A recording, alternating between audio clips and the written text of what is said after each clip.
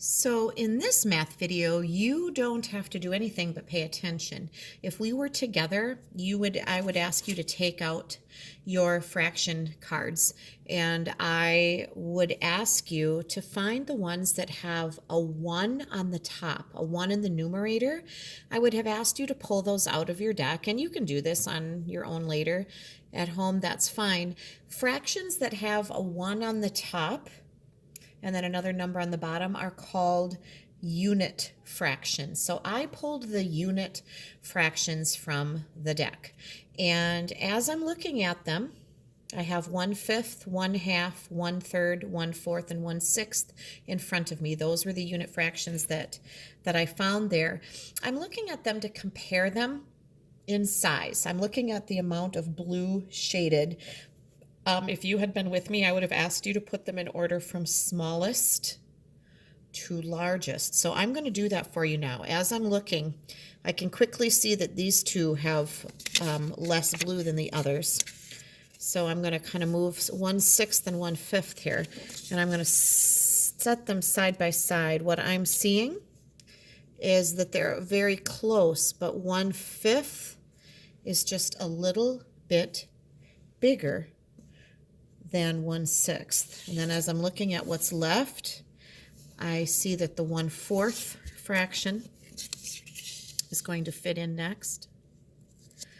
And then 1/3, if I could fit them all on the screen, I'm going to slide this a little bit and you can see that 1/3 is bigger than 1/4, and then 1/2 is actually the largest of these unit fractions. So now my question is, what do you notice? What's the pattern here?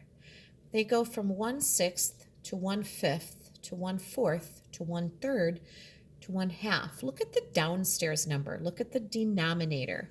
Do you notice that the larger the denominator in these unit fractions, the smaller the actual fraction is with these unit fractions? So think about what that means for a minute. If you have the fraction 1/6, that means that this whole thing, now we can call it my Snicker bar, right? Because that's kind of our class joke.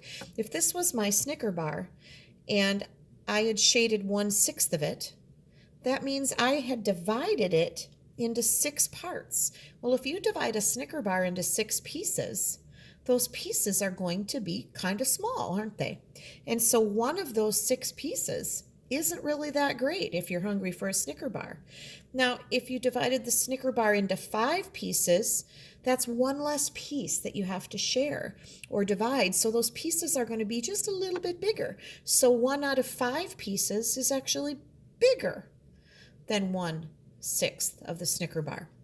And as you go on, think about 1/4. Dividing that Snicker bar into 4 pieces.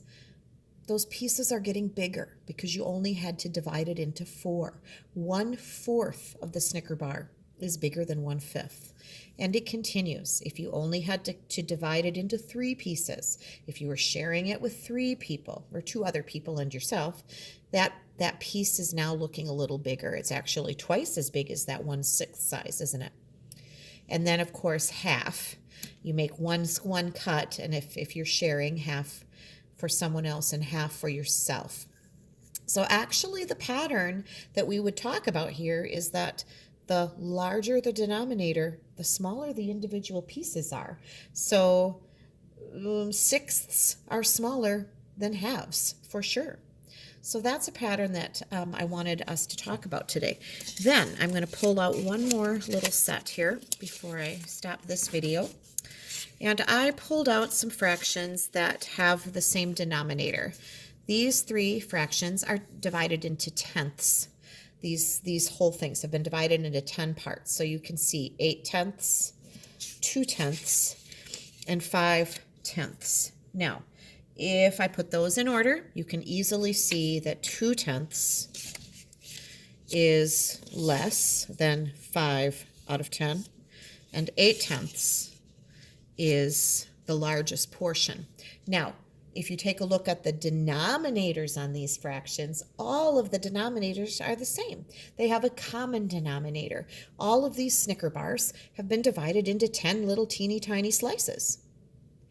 And what you see here, I'm hoping you're seeing, is that the numerator, if the numerator is getting bigger and the denominator on the bottom is the same, as the numerator gets bigger, you're talking about a bigger portion. 2/10 is less than 5/10, and 8/10 is really getting close to almost all of it if you have 8 out of 10. 5 out of 10 is actually exactly half, isn't it? So 5/10 is a fraction that equals 1/2. 2/10 would be less than half, wouldn't it? And 8/10, since it's getting very close to being the whole thing, is more than half.